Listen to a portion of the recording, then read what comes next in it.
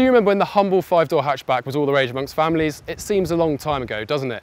Now, small SUVs are very much order of the day. Arguably, the Qashqai kicked off the crossover craze, but back when it was launched, it didn't really have much competition. Now it has far more rivals, and it's drifted from its class-leading position.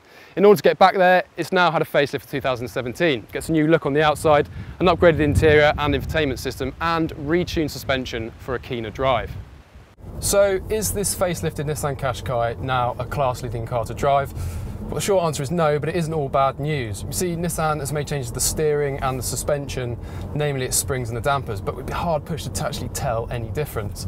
As I say, it isn't all bad news, it's still one of the most comfortable cars in the class. This model we're driving here has slightly larger alloy wheels, so it picks up more rumps and bumps in town, but largely, particularly at high speed, it's very comfortable indeed.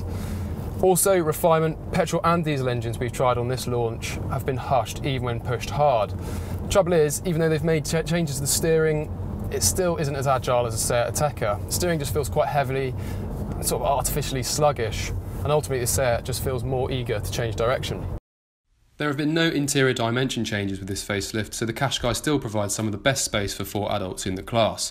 Nissan has also treated the Qashqai to a new flat-bottom steering wheel, and it's a genuine improvement both in terms of quality and functionality. However, its efforts to lift overall interior quality with upgraded materials is less obvious. A Seat Ateca and Peugeot 3008 still feel classier.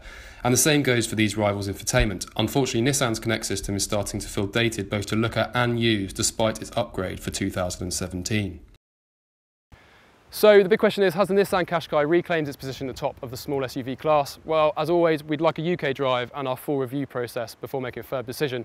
But as things stand, it still rides very comfortably, has some of the best refinement in the class, and its diesel engines are both strong and economical. However, a Seat Ateca probably handles a little bit more keenly and has similar space, better quality and infotainment inside. As I say, a UK drive and the full review will be coming shortly. But for now, if you want more information, just search Qashqai at whatcar.com.